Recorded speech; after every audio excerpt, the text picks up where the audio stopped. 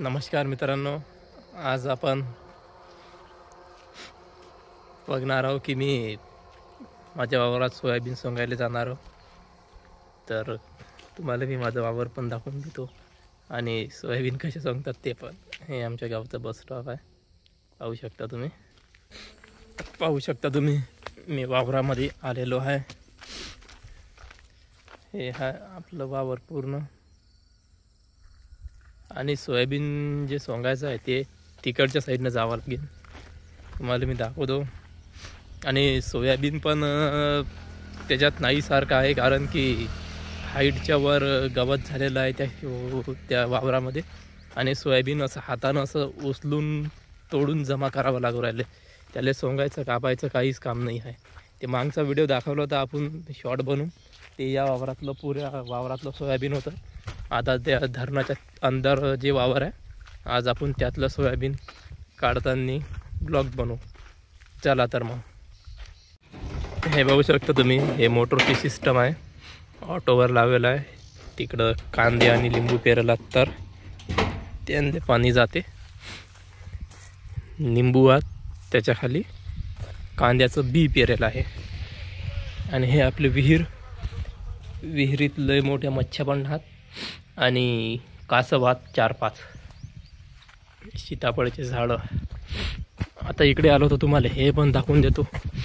निंबू आणि त्याच्या खाली कांदे, जांभळाचं झाड, ओगराचे झाडं आणि नाशिकहून आणलेले बोरगीर, सर्व पेरू गिरू, फुलांचे पण झाडं शेतात. पाहू शकता तुम्ही, हे 2 एकरात हे निंबू लावलेले आहेत. आणि हे कांद्याचं बी पेरलेलं आहे, ते निघलं थोडं थोडं, व्हिडिओमध्ये दिसते का नाही माहीत नाही मला.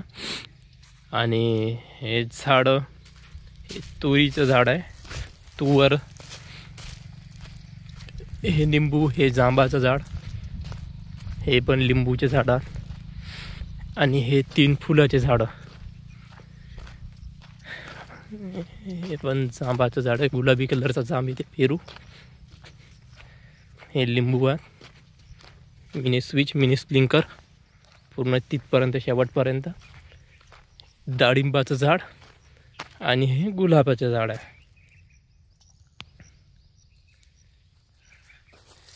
ते गोडलिंबाचं झाड आणि बोर आहात सर्व या साईडला.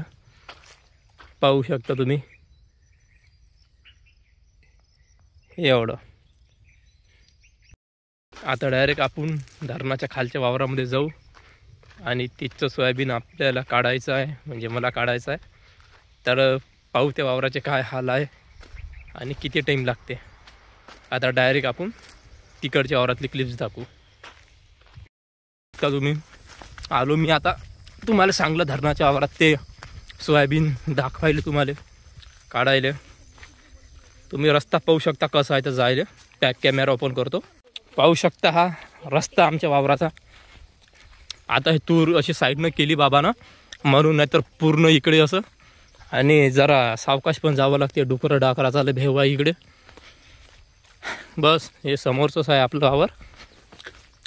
तुम्हाला दाखवतो वावरातला व्ह्यू. लोक म्हणतात वावर आहे तर पावर आहे, काही पावर नाही, उलट माणूस कर्जात जाते. यास तुम्हाला समजून जाईल. हे पा, हे आहे आपलं वावर.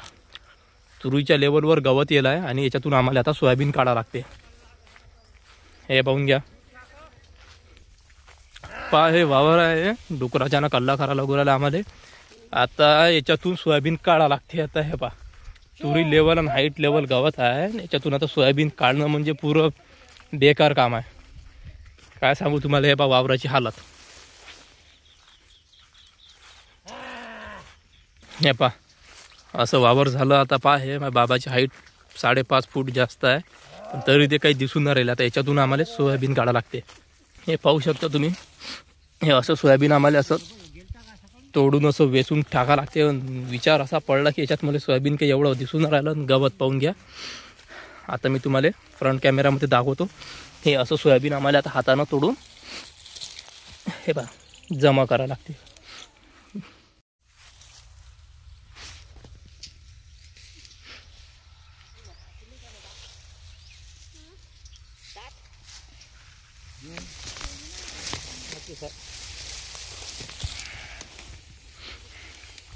आहे वावरची काय हालत व्हायला आहे. तर चला तर बस आजच्यासाठी एवढं. सोयाबीन सांगू द्या मला, घरचे किरकिर करू राहिले.